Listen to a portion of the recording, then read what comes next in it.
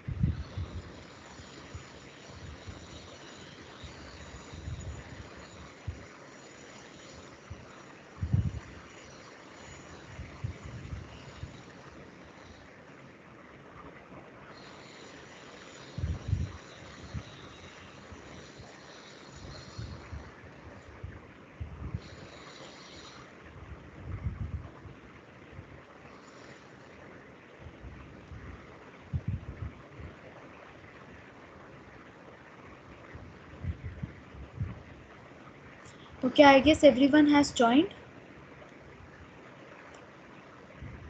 Let's start. What is appendicitis?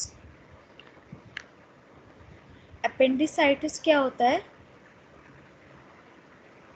Ma'am appendicitis is the inflammation of appendix. Yes, it is the inflammation of the appendix. तो appendix क्या है? Appendix is a small finger-like appendage about 10 centimeter long that is attached to the cecum just below the ileocecal valve. The appendix fills with food and empties regularly into the cecum. But because it empties inefficiently and its lumen is small, the appendix is prone to obstruction and is vulnerable to infection. तो appendix क्या है? Appendix जो है caecum से नीचे एक small appendage है, finger like appendage है, इलियोसिकल वॉल्व के जस्ट नीचे होता है और इसमें कई बार ऐसा होता है कि फूड इलियोसिकल वॉल्व से अपेंडिक्स में चला जाता है और फिर फूड वापस से सीकम में भी जाता है, लेकिन कई बार ऐसा भी होता है कि फूड जो है सीकम में पूरी तरीके से पहुंच नहीं पाता और ऑब्स्ट्रक्शन हो जाता है, फूड वहीं फंस जाता है अपेंडिक्स में. This is the ileocaecal valve. ये इलियोसिकल वॉल्व है और यहाँ से फूड निकल के सीकम में आता है. सीकम में जाते वक्त कभी कभी वो अपेंडिक्स में चला जाता है और अपेंडिक्स से कई बार वापस भी चला जाता है सीकम में, लेकिन कई बार ऐसा भी होता है कि यहीं पर ही खाना फंस जाता है. ठीक है, यहीं पर खाना फंसने की वजह से, यहाँ पे ऑब्स्ट्रक्शन होने की वजह से इन्फ्लेमेशन होने लगता है, बैक्टीरियल कॉलोनीज बनने लगती हैं और इन्फेक्शन होने लगता है और उसकी वजह से इन्फ्लेमेशन होने लगता है. Appendicitis is the most common cause of acute abdomen. Now what is acute abdomen? If you all remember, मैंने बताया था acute abdomen क्या होता है. मैम ये एक इमरजेंसी कंडीशन होती है जिसमें कि एब्डोमेन में बहुत ज्यादा सीवियर पेन होता है. हाँ, this is an emergency condition. ये एक मेडिकल इमरजेंसी होती है जहाँ पे एब्डोमेन में बहुत सीवियर पेन होता है and we need to take prompt action. हमें जल्द से जल्द कोई एक्शन लेना ज़रूरी है. अगर हम एक्शन नहीं लेंगे तो पेशेंट की जान खतरे में आ सकती है या फिर कोई कॉम्प्लिकेशन हो सकता है. तो that is acute abdomen. So it is the most common cause of acute abdomen.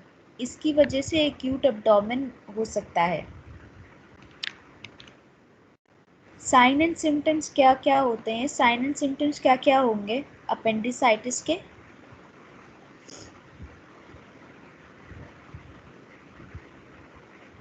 Ma'am anorexia हो सकता है और anorexia, nausea, vomiting. Nausea, vomiting. Ma'am epigastric pain होगा मेन तो. एपिगैस्ट्रिक नहीं, एपिगैस्ट्रिक मैम पेन मतलब कि अम्बलाइकल के नीचे पेन होगा, नीचे वाले पोर्शन में. कौन से वाले पोर्शन में?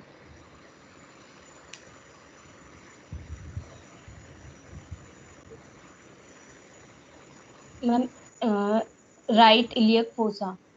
हाँ, very good. Right iliac fossa में पेन होगा, एनोरेक्सिया होगा, नॉसिया, वॉमिटिंग होगा, टेंडरनेस होगा और रीबाउंड टेंडरनेस होगा. Tenderness at McBurney's point. What is McBurney's point? Low grade fever, nausea, vomiting, anorexia, vague epigastric pain, periumbilical pain progresses to right lower quadrant. तो देखो, what is McBurney's point? McBurney's point अगर हम umbilicus से लेकर interior superior iliac spine तक एक line बनाते हैं तो उस लाइन का 1/3 यहाँ से अगर अब हम आएंगे इंटीरियर सुपीरियर इलियक स्पाइन से अम्बलाइकस तक, तो उस लाइन का 1/3 हिस्सा, this point is known as the McBurney's point. And if on this point, if we palpate on patient's abdomen, the patient will have tenderness. और rebound tenderness क्या होता है? मैम जब पाल्पेट करने के बाद जब हाथ को हटाते हैं तब पेन होता है तो उसे हाँ, रीबाउंड वेरी टेंडरनेस गुड. बोलते जब पैल्पेट करने के बाद हाथ को जब हटाएंगे तो तब पेन होगा, that is known as rebound tenderness.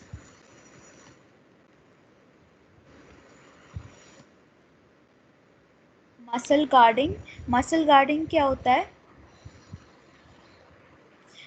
पेट जो है, जो मसल्स होंगे एब्डोमेन के वो बहुत ज़्यादा हार्ड हो जाएंगे. ठीक है, that is known as muscle guarding. Coughing, sneezing and deep inhalation magnifies the pain. और जैसे पेशेंट कफ करेगा या स्नीज करेगा या ज़ोर से सांस लेगा तो उससे जो है पेन ज़्यादा बढ़ जाएगा. रॉवजिंग साइन. रॉवजिंग साइन क्या होगा? When left lower quadrant is palpated, it paradoxically causes pain to be felt in the right lower quadrant. तो जब लेफ्ट लोअर क्वाड्रेंट में हम पैल्पेट करेंगे तो पेन होगा राइट लोअर क्वाड्रेंट में. लेफ्ट लोअर क्वाड्रेंट में पैल्पेट कर रहे हैं लेकिन पेन होगा राइट लोअर क्वाड्रेंट में. That is known as Rovsing's sign. Is that clear? हैं. Yes ma'am. I want everyone to participate. Everyone, not just one girl.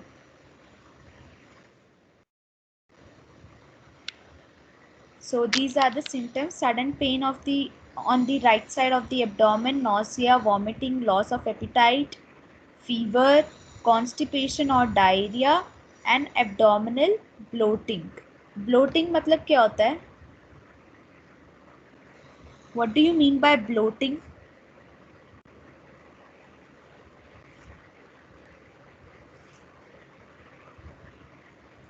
BSc second years, what do you mean by bloating?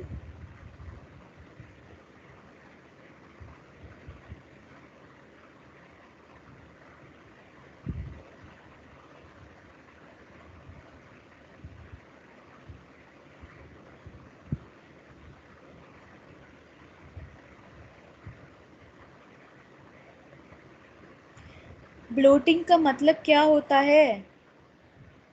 What is bloating? Bloating का मतलब होता है when the abdomen is filled with gas और ज़्यादा भरा भरा सा लगता है, दैट इज ब्लोटिंग।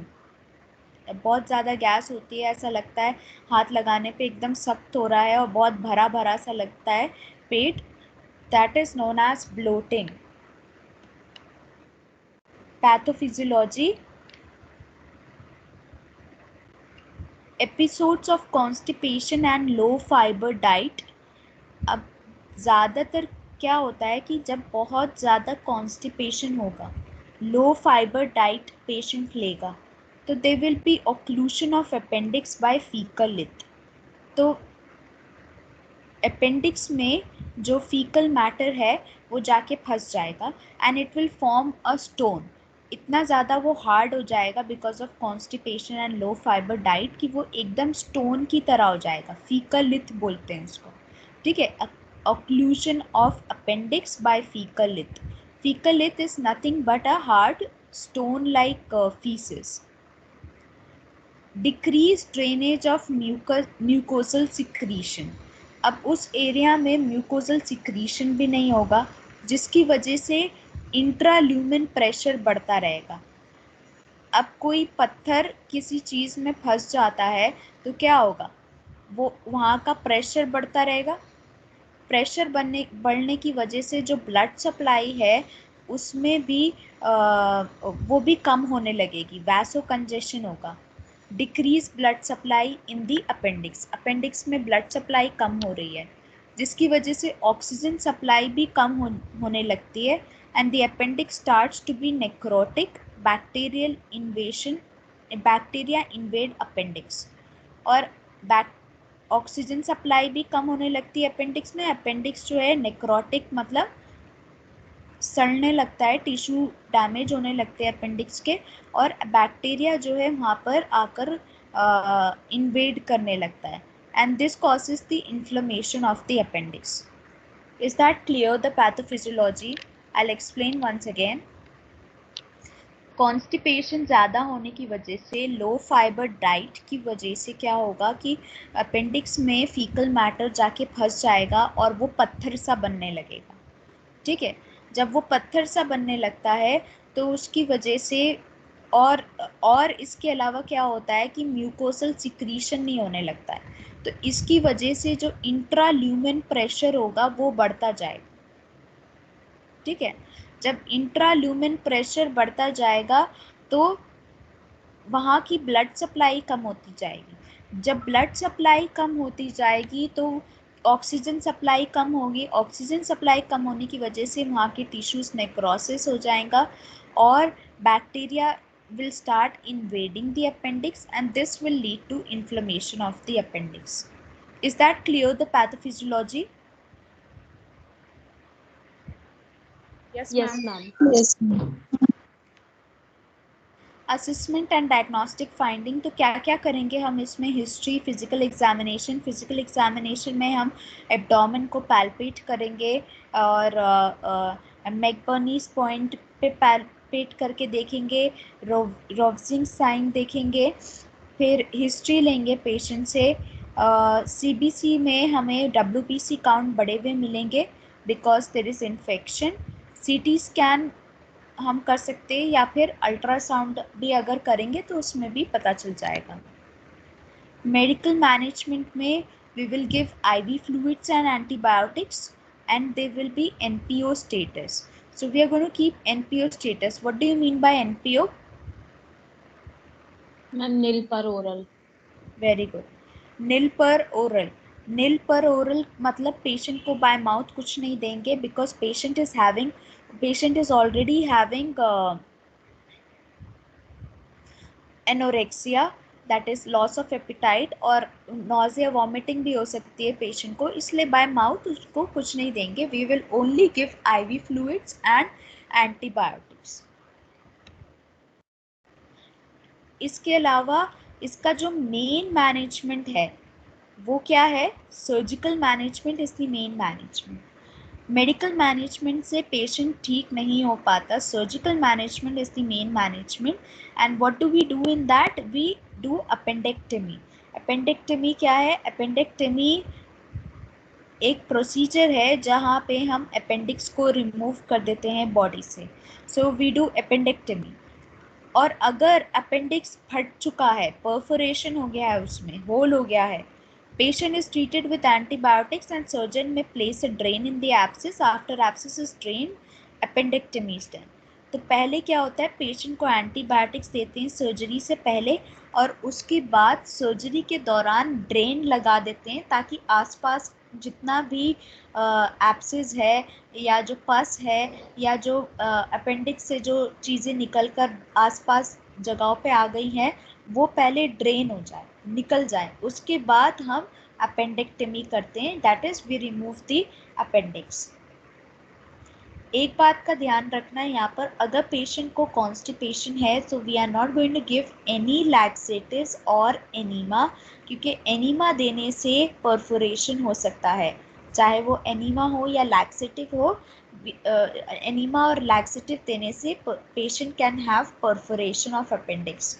परफोरेशन मतलब there will be a hole in the appendix.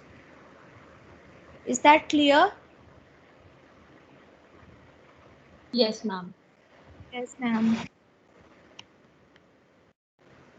Complications क्या क्या होंगे? Perforation is a complication.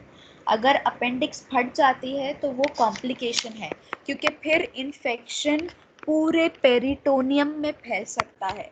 और अगर इन्फेक्शन पूरे पेरिटोनियम में फैलेगा, what is it known as?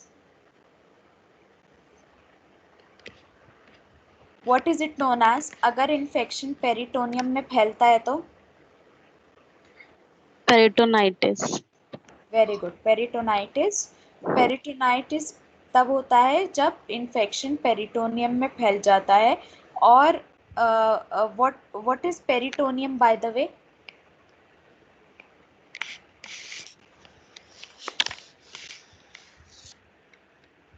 Ma'am, outer covering of the whole abdomen. Very good. It is the covering of the whole abdomen. Outer covering होती है पेरिटोनियम. पेरिटोनियम क्या है? It is the covering of the whole abdomen. Abscess formation. Abscess formation मतलब कि अगर वहाँ पे ऐसे बैक्टीरियाज इन्वेट करने लगे अपेंडिक्स को जो कि पस फॉर्म करते हैं, तो तब हम उसको बोल सकते हैं abscess formation. So that's all with appendicitis. Now, one by one, I will ask you questions since we have completed. Ma'am हाँ, मैम परफोरेशन के केस में पेशेंट की डेथ भी हो सकती है क्या? ऑपरेशन के केस में हो सकती है because peritoneum is richly supplied with blood vessels. ठीक है, अगर पेरिटोनियम में इन्फेक्शन फैल रहा है, परफोरेशन होने की वजह से पेरिटोनियम में इन्फेक्शन फैल रहा है और हम उसे जल्द से जल्द ट्रीट नहीं करेंगे, then the infection will spread to the whole body. ठीक है, और अगर इन्फेक्शन पूरी बॉडी में फैल जाएगा तो पेशेंट को शॉक होगा. शॉक, सेप्टिसीमिया या फिर सेप्टिक शॉक हो सकता है, और सेप्टिक शॉक की वजह से पेशेंट कैन डाई. समझ रहे हो बात को? What is shock? मैम तो फिर तो उसमें तो ज्यादा ज्यादा टाइम फिर लगेगा ना, ऐसे नहीं कि हाँ तुरंत जैसे परफोरेशन हो रहा है और तुरंत पेशेंट की डेथ हो जाए, ऐसे तो नहीं होगा. नहीं, ज़्यादा अभी टाइम नहीं, इतना ज़्यादा टाइम भी नहीं लगेगा. मतलब 1-2 दिन बहुत है. मैंने अच्छा. जैसे बताया, it is an acute abdomen. Acute abdomen मतलब कि इमरजेंसी सिचुएशन है ये. इमरजेंसी अच्छा. सिचुएशन है और इसको हमें जल्द से जल्द ट्रीट करना ज़रूरी होता है. अगर हम इसको जल्द से जल्द ट्रीट नहीं करेंगे, आइदर विद एंटीबायोटिक्स और whatever treatment we are starting, तो प्रॉब्लम होगी. अपेंडिक्स में परफोरेशन हो सकता है, परफोरेशन की वजह से पेरिटोनाइटिस हो सकता है, पेरिटोनाइटिस की वजह से सेप्टिक शॉक हो सकता है. So this is an acute abdomen. It is an emergency which we need to treat as soon as possible. Otherwise patient can die. समझ में आ रही है बात? Yes ma'am. हाँ, तो 1-2 दिन से ज़्यादा नहीं हम ले सकते इसमें कि एकदम भी ट्रीटमेंट ही नहीं स्टार्ट कर रहे हैं. जल्द से जल्द ट्रीटमेंट स्टार्ट करना है. Okay, now you tell me what will be the nursing management for this.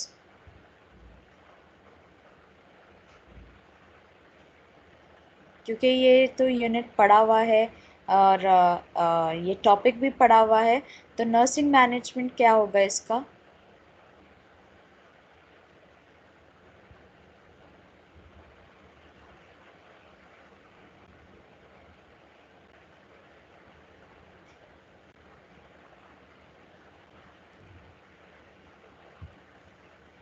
What will be the nursing management? What will be the nursing diagnosis?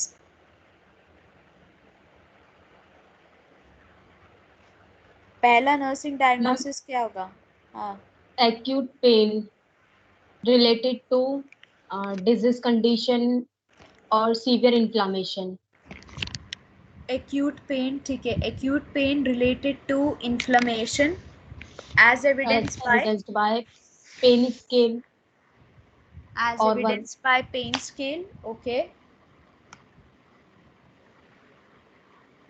ma'am Ma'am, anorexia, imbalance nutrition less than body requirement. क्या? Ma'am, imbalanced nutrition less than body requirements related to anorexia. Very good. Imbalanced nutrition less than body requirement Related to anorexia. related to anorexia या फिर nausea, vomiting, Yes, ma'am. constipation.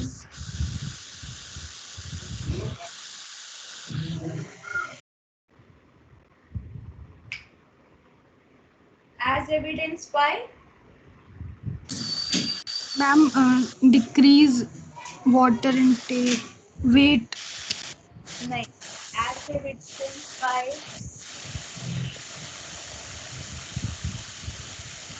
decrease oral intake. हाँ, as evidenced by decrease oral intake. ठीक है, very good. Next, 5 nursing diagnosis बनाने हैं कम से कम. आपने 2 बना दिए, अब और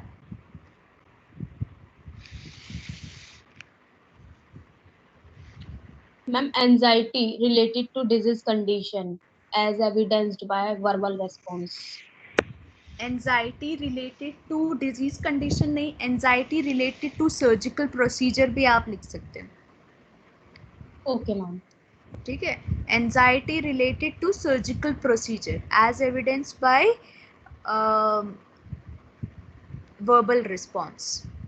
ठीक है, और ma'am risk of infection related to surgical incision. Very good, very good. Risk of infection related to surgical incision, और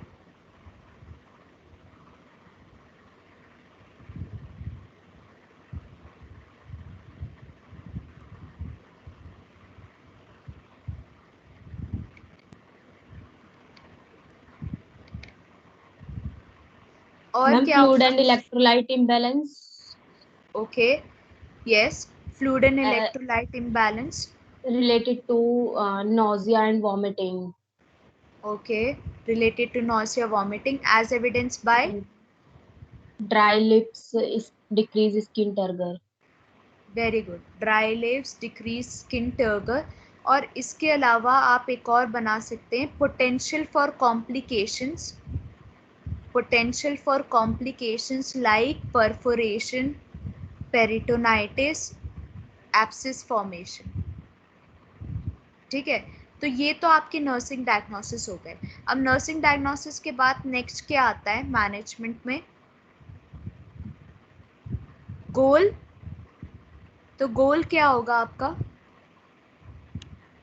जो फर्स्ट आपने नर्सिंग डायग्नोसिस बनाया था एक्यूट पेन, तो उसका गोल क्या होगा? reduce pain. To reduce the pain. To reduce pain. Okay. Next nursing diagnosis आपने क्या बनाया था? Imbalance nutrition. उसका क्या गोल होगा? To maintain the nutrition status of the patient. Okay. फिर उसके बाद कौन सा नर्सिंग डायग्नोसिस बनाया था आपने? एंजाइटी. Anxiety. उसका क्या गोल होगा?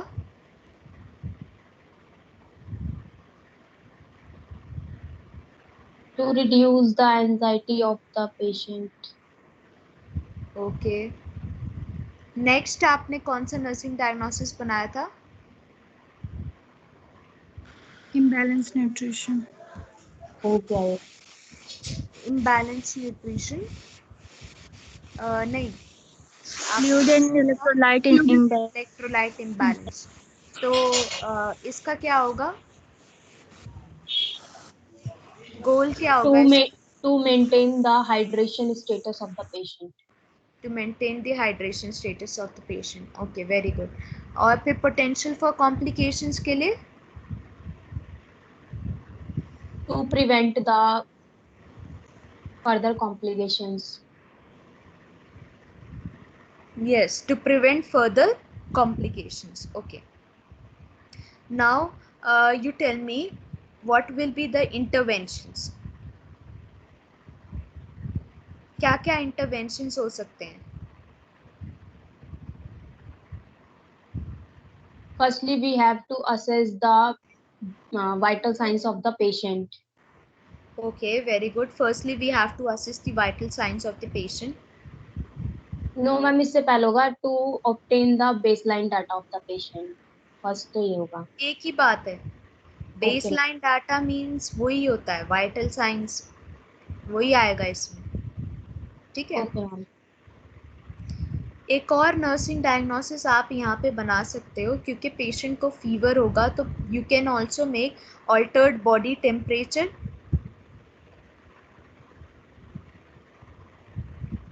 ठीक है. फीवर के लिए भी आप बना सकते हो altered body temperature ma'am related ये इन्फेक्शन. जरूरी है कि अगर मतलब कहीं पे भी इन्फ्लामेशन हो रहा है तो फीवर होगा ही होगा. ये कंपल्सरी है. अगर इन्फेक्शन है दे विल बी फीवर. Okay. ठीक है. अगर इन्फेक्शन है सो दे विल बी फीवर. ज़्यादातर केसेस में होता है fever, because fever is showing that our body is actually fighting against that infection. Fever कब होता है? फीवर जब होता है जब हमारा इम्यून सिस्टम जो है फाइट कर रहा है अगेंस्ट द इन्फेक्शन, तब फीवर होता है. बॉडी टेम्परेचर इंक्रीज होता है ताकि माइक्रो ऑर्गेनिजम्स को किल कर सके हमारी बॉडी.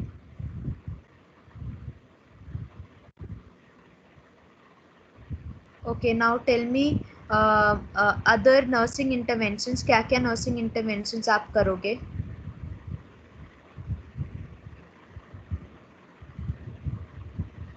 अगर पेशेंट को पेन है तो क्या करोगे? क्या नर्सिंग इंटरवेंशन अपनाओगे? And provide diversional therapies. Very good. Therapy. Therapy. Then ma'am provide comfortable position. provide comfortable position to the patient. Okay, then ma'am analgesics दे सकते हैं रिड्यूस करने के लिए पेन को. ठीक है. At the end we will give analgesics to reduce the pain. Pain. हाँ. तो यहाँ पे हम कोई भी कॉम्प्रेस नहीं देंगे पेशेंट को. कई बार में हम कॉम्प्रेस दे सकते हैं, but over here we are not going to give any compress to the patient. ठीक है. कॉम्प्रेस क्या होता है? Hot compress, cold compress. यहाँ पे हम नहीं देंगे पेशेंट को कोई भी कंप्रेस. अगर मसल पेन होता है या कोई और पेन होता है तो तब हम कंप्रेस दे सकते हैं, पर यहाँ पे कोई कंप्रेस काम नहीं करेगा. In fact it is going to aggravate the pain. फिर उसके बाद आप क्या करोगे? To improve the nutritional status of the patient, what are you going to do?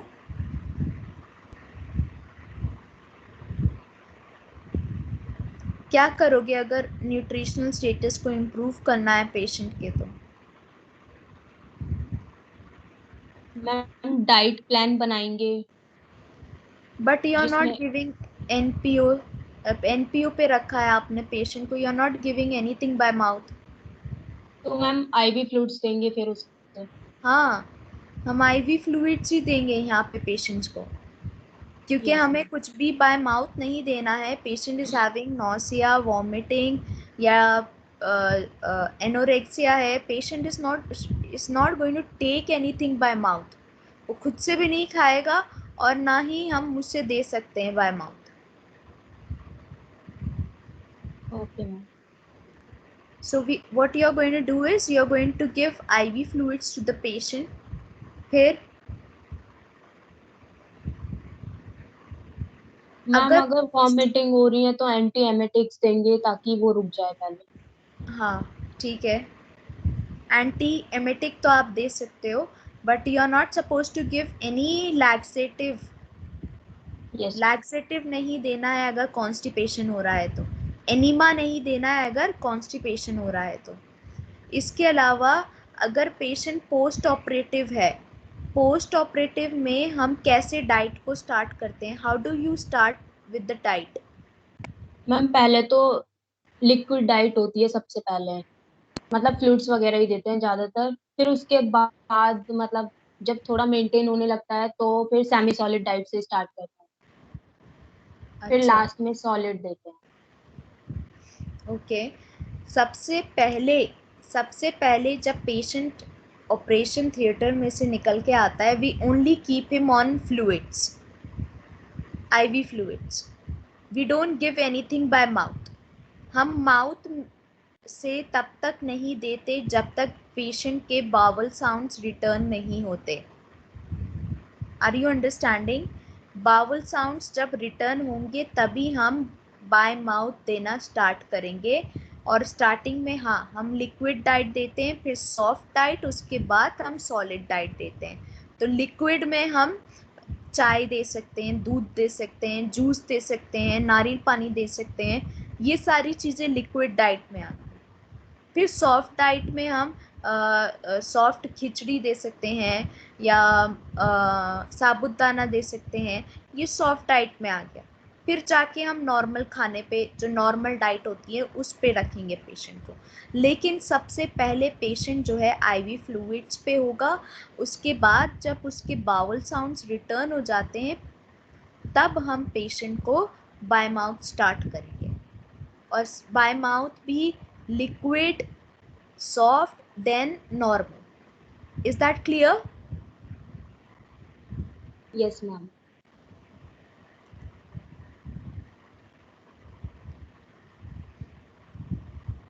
Bowel sounds कैसे चेक करते हैं? How do you check bowel sounds?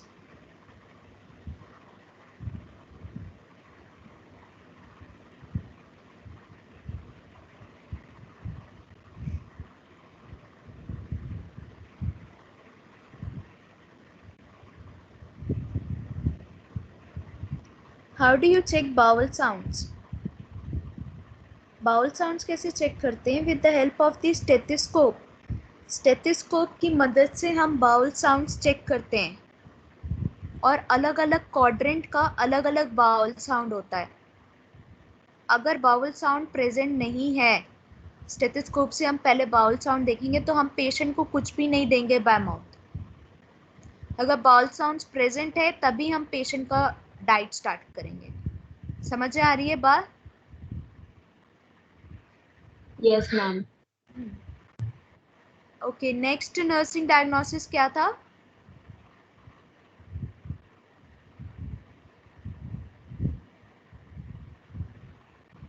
Next nursing diagnosis क्या बनाया था आप लोगों ने? एंजाइटी। एंजाइटी अगर it is related to surgical procedure, then what you are going to do? क्या इंटरवेंशन दोगे एंजाइटी के लिए?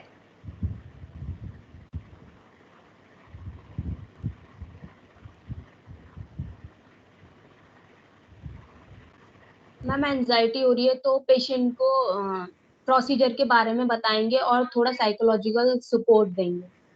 Okay, very good.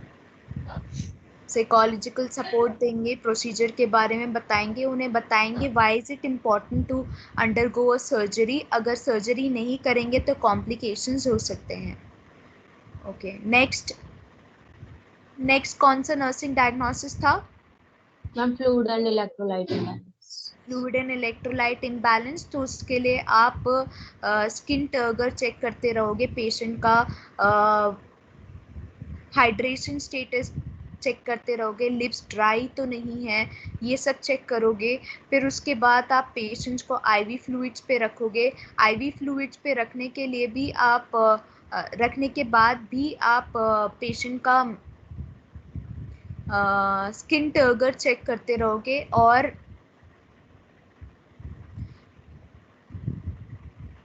आप बीपी वगैरह भी चेक करोगे। अगर आईवी फ्लूइड्स, अगर पेशेंट को बहुत ज़्यादा डिहाइड्रेशन है या अगर सर्कुलेटरी वॉल्यूम लो हो रहा है तो बीपी लो होगा, लेकिन अगर सर्कुलेटरी वॉल्यूम नॉर्मल है तो बीपी जो है नॉर्मल रहेगा।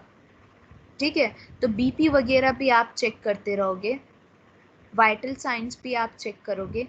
इसके बाद कौन सा था nursing diagnosis? Ma'am risk for infection. Risk for infection, इसमें आप क्या करोगे? मैम इसमें सर्जिकल इंसिजन साइट को मतलब चेक करते रहेंगे कि वहाँ पे कोई इन्फेक्शन का साइन तो नहीं दिखाई दे रहा, जैसे कि रेडनेस वगैरह या फिर फर्स्ट क्या क्या डिस्चार्ज या होते हैं sign? Swelling. What are the signs of infection at the surgical site? Ma'am redness हाँ, और swelling, swelling, okay, first discharge. Discharge, very good. Redness, swelling और डिस्चार्ज, अगर ये सब है तो मतलब there are signs of infection, तो आप ये चेक करते रहोगे। और क्या करोगे? मैम पेशेंट को ये बता सकते हैं कि वो अपनी ड्रेसिंग को बार बार टच ना करे या फिर उसे वेट ना होने दे, क्योंकि वेट होने की वजह से उसमें माइक्रोब्स हो सकते हैं। Very good. And regularly change करना है ड्रेसिंग को। Yes ma'am. और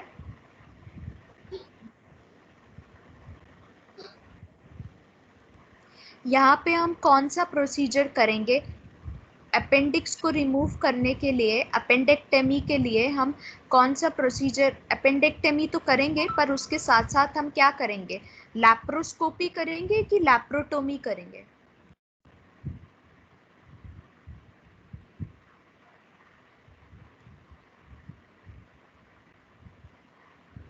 What is the difference between laparoscopy and laparotomy? Ma'am laparotomy तो ओपन सर्जरी होती है जिसमें कि एब्डोमेन को ओपन करके सर्जरी करते हैं, और स्कोपी में इंस्ट्रूमेंट का यूज करते हैं। In scopy में we just make a hole और होल से कैमरा डालते हैं और इंस्ट्रूमेंट्स डालते हैं, अपेंडिक्स को कट करते हैं और उसको रिमूव कर देते हैं। ठीक है, ये मिनिमली इन्वेसिव प्रोसीजर है। लेकिन लैप्रोटोमी में हम पूरे एब्डोमेन को खोलते हैं। तो डिपेंड करता है if the infection has been spread to peritoneum. ठीक है, अगर अपेंडिक्स फट गई है and the infection has been spread to peritoneum, then we may do laparotomy. लेकिन अगर इन्फेक्शन स्प्रेड नहीं हुआ है, हमें सिर्फ अपेंडिक्स को रिमूव करना है, तो in that case we are going to do laparoscopy. समझ में आ रही है बात? लैप्रोस्कोपी हम सिर्फ तब करेंगे जब इन्फेक्शन स्प्रेड नहीं हुआ है पूरे एब्डोमेन में, पर अगर इन्फेक्शन पूरे एब्डोमेन में स्प्रेड हो गया है तब हम लोग लैप्रोटोमी करेंगे। ठीक है, फिर yes ma'am. Risk for ma'am infection. Antibiotics दे सकते हैं। हाँ, वेरी गुड। प्रोफाइलैक्टिक एंटीबायोटिक्स दे सकते हैं पेशेंट को, और पर्सनल हाइजीन मेंटेन करने के लिए कह सकते हैं। पोस्ट सर्जरी अगर किसी की एब्डोमिनल सर्जरी हुई है तो उन्हें कौन कौन सी एक्सरसाइजेस बताते हैं?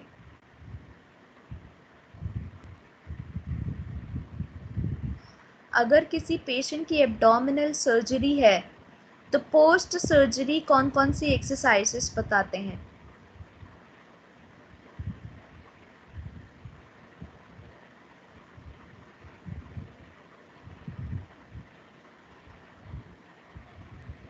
Ma'am deep breathing exercise. Very good, deep breathing exercise बताएंगे। क्यों बताएंगे deep breathing exercise? Deep breathing exercise बोलेंगे पेशेंट को करने के लिए, और डीप ब्रीथिंग कफिंग एक्सरसाइज बोलते हैं, और स्पायरोमेट्री का इस्तेमाल करने के लिए बोलते हैं पेशेंट को। क्यों बोलते हैं?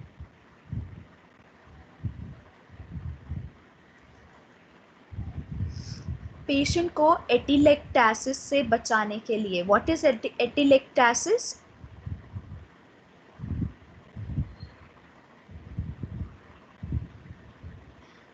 देखो, आजकल सर्जरी के बाद पेशेंट से कहा जाता है कि पेशेंट को अर्ली मोबिलाइजेशन होना चाहिए। अर्ली मोबिलाइजेशन का मतलब है कि सर्जरी के 1-2 दिन बाद ही पेशेंट से कहा जाता है कि बेड पे से उठो और चलने की कोशिश करो। जितनी देर तक पेशेंट बेड पे लेटा रहेगा उतनी देर तक कॉम्प्लिकेशंस बढ़ने के चांसेस होते हैं, उतने ही कॉम्प्लिकेशंस बढ़ने के चांसेस होते हैं। और कौन से कॉम्प्लिकेशन बढ़ने के चांसेस होते हैं आफ्टर सर्जरी? एटिलेक्टासिस के। एटिलेक्टासिस क्या होता है? एटिलेक्टासिस में जो लोअर जो एयर सैक्स होते हैं वो कोलैप्स हो जाते हैं।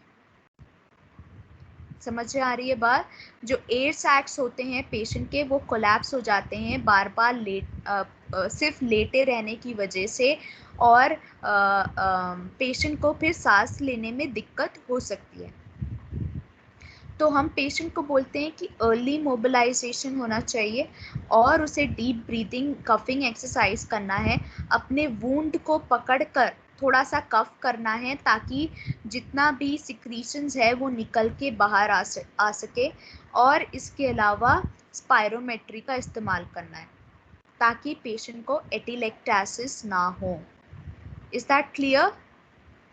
एटिलेक्टासिस के लिए आप एटिलेक्टासिस को एक बार पढ़ना। आपने रेस्पिरेटरी डिसऑर्डर्स पढ़ लिया? यस मैम हो गया, बट उसमें मैम कुछ टॉपिक्स रह गए हैं। तो एटिलेक्टासिस आप खुद से एक बार पढ़ना, एटिलेक्टासिस क्या होता है, कैसे होता है, तो आपको ज़्यादा अच्छे से समझ में आएगा। ओके, नेक्स्ट नर्सिंग डायग्नोसिस क्या था? मैम हो गए 5। इसके अलावा मैंने आपको बताया था पोटेंशियल टू कॉम्प्लिकेशंस। पोटेंशियल का। Potential to yes ma'am. Complications में परफोरेशन के लिए you are not going to give laxatives and enema, और जल्द से जल्द ट्रीटमेंट होना चाहिए, प्रॉम्प्ट ट्रीटमेंट होना चाहिए, otherwise they will be many complications. Okay, next क्या था?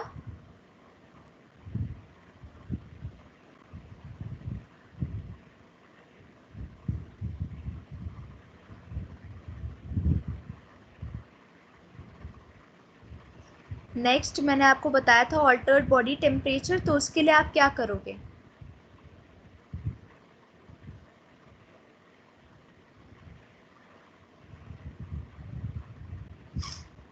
ऑल्टर्ड बॉडी टेम्परेचर के लिए क्या करोगे? पेशेंट को फीवर है तो क्या नर्सिंग इंटरवेंशन दोगे? Sponge bathing. Sponge bath? Sponge bath बोलते हैं उसे? स्पंज बाथ नहीं बोलते उसे। मैम कोल्ड स्पंज ही बोलते कोल्ड स्पंजिंग, ओके, या कोल्ड स्पंजिंग दे सकते हैं हम, ठीक है। और हैं। मैम अगर पेशेंट को मतलब ठंड लग रही है तो फिर हाँ, मतलब फैन को स्विच ऑफ कर सकते हैं, और उसे वेरी, हॉट ड्रिंक्स प्रोवाइड कर सकते हैं। हाँ, और अगर सर्दी नहीं लग रही है तो क्या करेंगे, एक्स्ट्रा लेयर्स ऑफ क्लोथ्स को रिमूव करेंगे, ठीक है, ताकि बॉडी टेम्परेचर कम हो। कोल्ड स्पंजिंग करेंगे,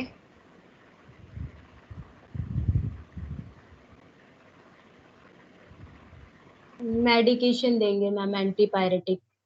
वेरी गुड, एंटीपायरेटिक ड्रग्स दे सकते हैं। Okay, so I guess we have completed appendicitis. सब कुछ हमने सारे एस्पेक्ट्स देख लिए। Now tell me one thing, what is the difference between tepid sponging and cold spongin?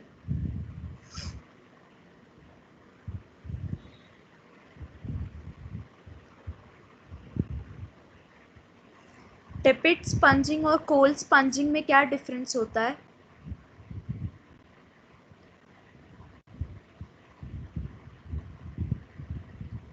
Any idea?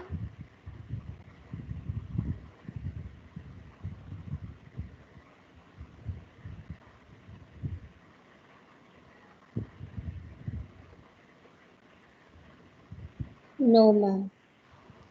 Tepid sponging tap water से होता है,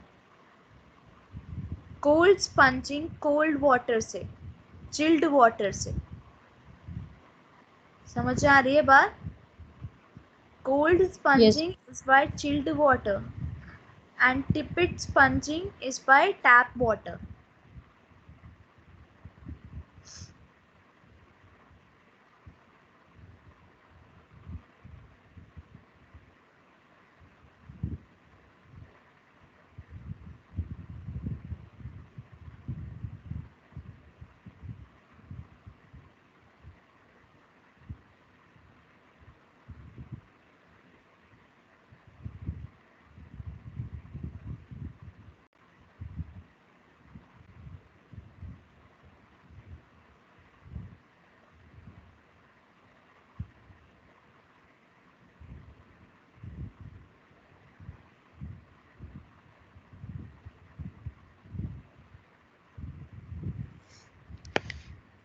Okay.